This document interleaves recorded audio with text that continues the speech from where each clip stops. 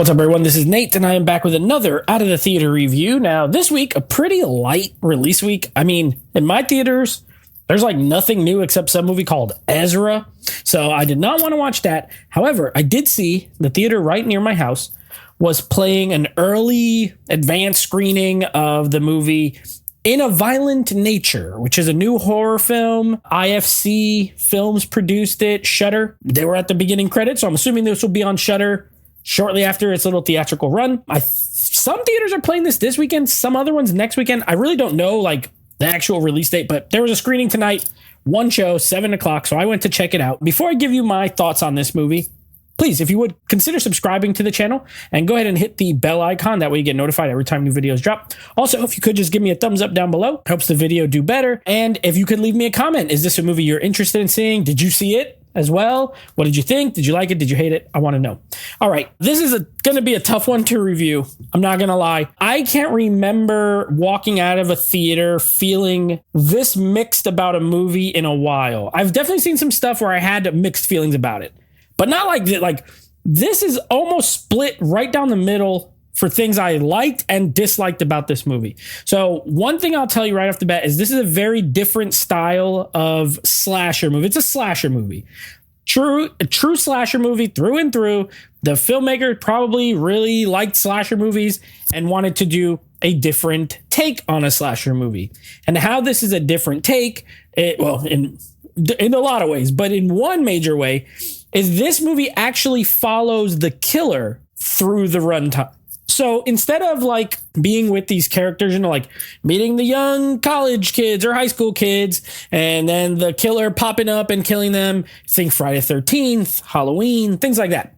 This movie actually follows the killer around for most of the runtime. Essentially, and again, no spoilers here, although this movie would be hard to spoil, to be honest with you, but no spoilers here. However, the basic premise is at the beginning, these kids off screen take this little necklace, and once they take this necklace, all of a sudden this guy comes out of the floor.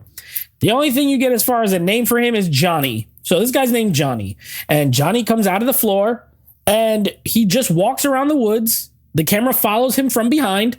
He walks around the woods, and when he comes upon people, he kills them.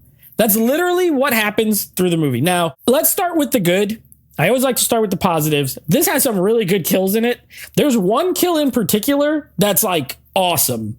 Like really good. One of the better horror movie kills I've seen in a while. Gory, very bloody, and there's a lot of blood throughout. There's a lot of gore throughout. The effects are really good. I thought all the practical effects look great. So that was pretty good. A lot of inventive kills. You get there's no really even stabbings in this. I mean, you get some butchering going on. I'll just leave it at that. And there's one in particular that is great. It's a standout. The theater really reacted pretty well. My theater was pretty full too. There's a lot of people here, but they reacted pretty well to it. So the gore was good. The kills are good.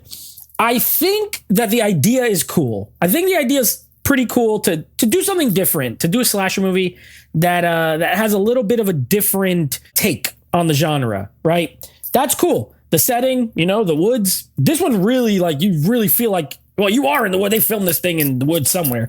So you're just constantly in the woods. It's just trees and nature. Okay, those are the positives. And I think they did a pretty decent job with some of the backstory. Like, it's mostly breadcrumbs because you're following the killer.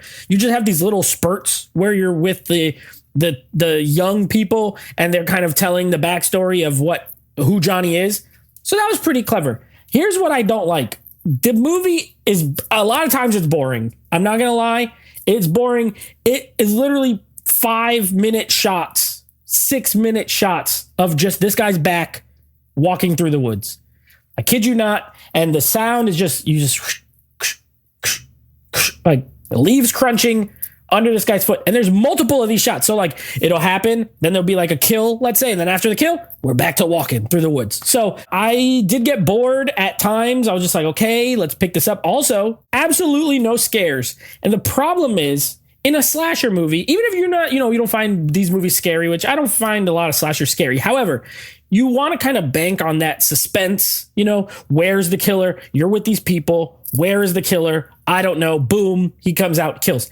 You know where this killer is all the time, the whole entire movie, because you are with the killer.